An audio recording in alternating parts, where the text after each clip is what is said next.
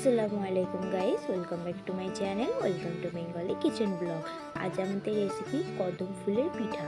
এই পিঠাটা খুবই মজার হয়, তো এই ভিডিওটা চলো দেখতে থাকো, প্রথম থেকে লাস্ট অবধি দেখতে থাকো। সর্বপ্রথম এখানে আমি একটা প্যান বসিয়ে দিচ্ছি। প্যানেতে আমি সাদা তেল দিয়ে আমি এখানে দুটো নারকেল কুড়িয়ে নিয়েছিলাম। নারকেলগুলো আগে প্যানে দিয়ে দেবো।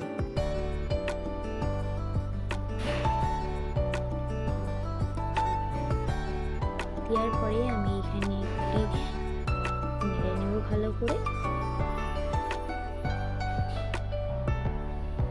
মিশানো হয়ে গেলে এখানে আমি স্বাদ মতো লবণ দিয়ে আবার মিশিয়ে নেব। গ্যাস আমাদের হাই টু লোয়েতে আছে। এখানে আমি দিয়ে দেব গুড়। গুড়ই হলো এখানের টেস্ট। 1 কাপের হাফ কাপ গুড় দিয়ে আবার নেড়ে নেব। আমি এখানে 1.5 কাপের মতন গুড় নিয়েছি। ভালো করে আবার মাখিয়ে নেব। এখানে এবার আমরা দেব চিনি। চিনিটা দিয়ে আবার মাখিয়ে নেব। এখানে আমি আবার একটা প্যান বসিয়ে দেব। 3 কাপ জল, লবণ, 1.5 কাপের মতন চালের আটা দিয়ে নেড়ে নেব ভালো করে। এখানে আমি একটা পাত্রতে চালের আটা ঢেলে নেব। গরম গরমই প্রথম আমাদেরকে মাখতে হবে। একটু সামান্য জল দিয়ে আমরা ভালো করে মেখে নেব। ধরো মাখা হয়ে গেলে এরকমভাবে আমরা লুচি কেটে নেব। লুচি কেটে আমরা এরকম গোলভাবে রেখে দেব।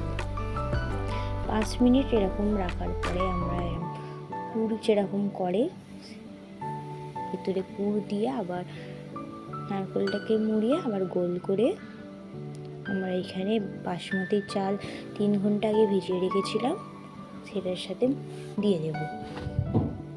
আবার একটা করে দেখাচ্ছি আপনাদের।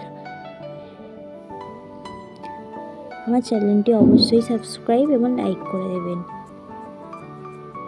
ভিডিওটা কেমন হয়েছে কমেন্টে জানাবেন। এরকম হয়ে আমি সব কটা করে নিয়েছি। এবার আমি এখানে জদা রং দিয়ে দেব যাতে দেখতে ভালো লাগে। এখানে আমার সবগুলোতে দেওয়া হয়ে গেছে। এবার আমি একটা ছাঁকনি পাত্র নিয়ে নেব, তাতে আমি তেল ব্রাশ করে পিঠাগুলো দিয়ে দেব। এখানে 20 মিনিটের মতো ভাপিয়ে নিতে হবে। ভাপালে আমাদের রেডি। দেখতে পাচ্ছেন আমাদের পিঠাগুলো কত ইয়াম্মি রেডি হয়ে গেছে।